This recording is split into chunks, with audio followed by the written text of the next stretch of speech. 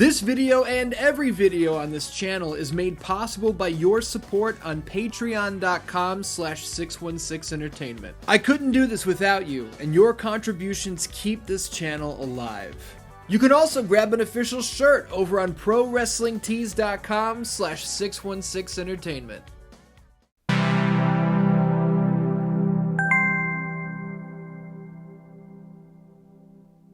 If you've watched my History of Halloween series, you know I'm nuts about this franchise. I've seen all of these movies an abnormal amount of times. I have my favorites and my least favorites, but I've never really committed to making an official ranking of the films. Well, it's October once again, and I think the time has come. Now, before we go any further, keep in mind, this is simply my opinion. Go ahead and share your ranking in the comments below, but don't waste your time trying to argue with me or anyone else as to why their rankings are wrong. Rankings are opinions, and we're all entitled to our own. Just like we're all entitled to one good scare. Huh? You like that? What's up, Dan-Dans? My name is Ian. Thank you for joining me here today, and hey, if you wind up liking this video, stick around because I've got brand new Halloween content dropping every Friday all throughout October. How's that sound? Not only that, but I've been building towards a Patreon goal for a brand new series called Scream Sequence. Razor sharp reviews of your favorite creepy classics. Look, Michael Myers is not the only kid on the block when it comes to horror. You've got Texas Chainsaw Massacre, Scream, Killer Clowns from Outer Space, The Exorcist, A Nightmare on Elm Street, Child's Play. There are a million other franchises, and don't forget about games. Silent Hill, The Suffering, Outlast. There are a million horror games I would like to cover in in-depth retrospectives as well, and if we can hit that Patreon goal and bring Scream Sequence to life, I can create those retrospectives. We're only a couple new signups away. For as little as $2 a month, you can help make this show a reality. Think about it. But enough about that, no further delays. It's time to rank the Halloween movies. Coming in at number 12, yes sir, this is dead last, is Halloween 5, The Revenge of Michael Myers. Dominique Othenin-Girard, the director of this piece of shit, never should have been given the reins in the first place. From completely ignoring highly intriguing, series-changing cliffhangers, to changing the sights and sounds of the franchise for no reason other than because he felt like it, and really having no idea what the hell Halloween is even about, the guy was a total hack. Halloween 5 is boring. When it's not boring, it's annoying. And when it's not annoying, it's setting the table with characters and set pieces that never lead to anything of any substance. There are only 2 films in this franchise that I will never watch again.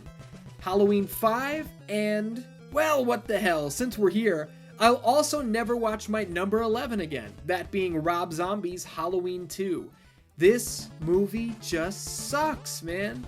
From top to bottom, H2, that's how it was marketed, H2, is just trash. One could argue that it feels this way on purpose, as the trashy, grungy aesthetic is part of Rob Zombie's whole shtick, but it goes beyond artistic choice. It's not made well. It's borderline incoherent, and nothing about the story at large is satisfying in any way. I don't refuse to watch it again because I find it super personally offensive or anything. I just have zero desire to sit through this mess again. I've got better things to do with my time. Better things like talking about how I've got better things to do, I guess. Let's move on. Now we're only moving one spot higher with Rob Zombie's Halloween reboot, which I'm putting here at number 10, but there's quite a leap between his 2 films. H2 is awful, but his first attempt, which is one half reboot, one half shot-for-shot remake, has its highs and lows. There are some fairly entertaining and suspenseful moments. The increased violence is good for a gorehound like me, but I still don't jive with any of Zombie's characters or their cringe-inducing dialogue. Best to leave these in the lower ranks. Oh, mercy me, it's time we talk about Halloween, The Curse of Michael Myers. This is an absolute mess of a movie. Whether it's the producer's cut or the theatrical cut, it barely matters. One version features the reveal that Michael Myers impregnated his own niece, the other has a nice head explosion. Ugh. There's just really no saving this one from the depths of its inception, that being the sequel to Halloween 5. When you really can't tell where you're going in the long run, everything begins to feel overwhelmingly pointless, and that's Curse in a nutshell. Shout out to the hospital massacre though.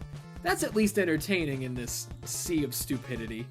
Oh God! Oh God! How about we drop 2002's Halloween Resurrection in the number 8 slot?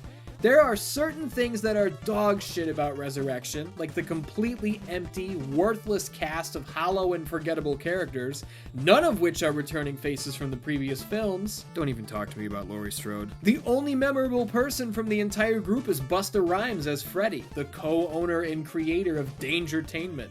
But even though Busta is entertaining as Freddy, seeing him destroy Michael Myers in hand-to-hand combat, seeing him shock Michael in the nuts, and practically dance on his grave, Hey Mikey! Happy fucking Halloween! it's unforgivable. You never want to see your big bad killer turned into a laughingstock, and Resurrection completely embarrasses Michael Myers and everything he's ever stood for. The only reason Resurrection goes higher than Curse or Rob Zombie's first film is because it's so bad, it's good. There's a ton of fun to be had in laughing at what a pile of garbage Resurrection is, and hey, fun is fun, no matter how you slice it. Speaking of fun, man, Halloween 3 Season of the Witch comes next on my official rankings list. If you get hung up on the fact that Michael Myers isn't the focus and you can't move beyond that, I feel sorry for you, because this is an 80s horror classic. It's zany, it's grandiose, the star of the show is an absolute goon, the big bad is damn near cartoonishly evil, it's tremendous. You never know what's coming next in Halloween 3, from the reveal of robot henchmen to an ancient Stonehenge curse. Come on, I love this movie. Well, it's only fitting that we go from Halloween 3 to Halloween 4, right? 1988's The Return of Michael Myers takes number 6 for me. From the opening credits to the final scene, this film lives and breathes the October holiday with every second of its runtime. Danielle Harris and Ellie Cornell are both great as Jamie and Rachel, our new protagonist tag team, and Donald Pleasance delivers some of his best lines in the whole series. 6 bodies, Sheriff! That's what I've seen between here and Richmond! Michael Myers looks strange as hell, but the way he springs back to life in the ambulance, his interesting new killing techniques, and his overall drive to catch his prey is great. I'll talk all about the gun stab in a couple weeks. Stay tuned for another upcoming Halloween video. Halloween 4 isn't perfect, but it's one of my go-to movies whenever I need background noise because the presentation across the board is top tier. Breaking into the top 5 here with Halloween Kills. I still feel like I need more time with this one. It's only been a year, so this one could move around on the scale in the next year or two. Some viewers loved Halloween Kills for its tension, its violence, and its shocking new direction. Who the hell ever thought we'd see Michael Myers go full John Wick on a group of firefighters? Others hated it for its social commentary on mob mentality, the repetitive nature of said mob's cries, even though that was kind of the point, and for other reasons. I don't know. I loved Halloween Kills. The 1978 flashbacks were insane. Seeing Michael come to a standstill when faced with the threat of the police force was bone-chilling, and overall, it left me wanting more, which is exactly what the middle piece of a trilogy is meant to do. At number 4, I'm gonna drop in Halloween 2018. I had really high hopes coming into this one, and at first, I didn't really like it. I was annoyed that after 40 years and countless reboots and restarts, we still weren't given any real resolution. It felt like a waste. It felt like it could have just been called Halloween 11 or something. That was before we knew where we were going though, with the 2018 Kills and Ends trilogy. In perspective, having been able to sit with this one for a few years, it has climbed high up my rankings. Andy Matichak and Judy Greer are both great. Getting Jamie Lee Curtis back is awesome, and for the first time in forever, Michael Myers was actually scary again. It's hard to ask for much more, especially out of a franchise this deep in its run. Plus, having John Carpenter back behind the keys just hits different. You kidding me? I still hate the Doctor character and his stupid-ass useless heel turn, though. This should have been left on the cutting room floor and is the one eye-rolling, really, moment of the whole thing. Halloween H2O grabs the number 3 position, and it all comes down to finality. This is still where my personal canon ends. Laurie Strode cutting her brother's head off with the fucking axe is an immortal moment, man. After years and years and sequels of stupidity, H2O commemorated the 20th anniversary of the original by slamming the book shut and finally ending this blood-soaked nightmare. Obviously, greed won out at the end of the day, and this ultimate finality was washed away without a second thought, but I don't let the sins of resurrection hurt the soul of H2O. And that's what H2O has for me. Soul. Jamie Lee Curtis coming back and acting her ass off. Laurie Strode looking like a champ when the cards were on the table. Shit. Hard to beat. Hard to beat.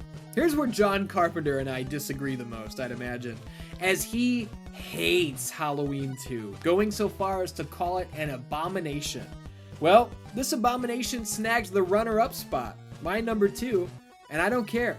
Like I said at the top, everyone is entitled to their own opinion, and mine is that Halloween 2 fucks. This and the original are the perfect double feature on any October night. Michael's creativity, once again, shines through. I'm a guy who appreciates moments. I'm a guy who appreciates an iconic image. And Halloween 2 serves up iconic moments and images left and right. Michael stealing the knife off the old woman's tray but leaving her unharmed? Chilling. Laurie blasting out Michael's eyes with the revolver, the bloody tears cascading down the mask. Forget about it.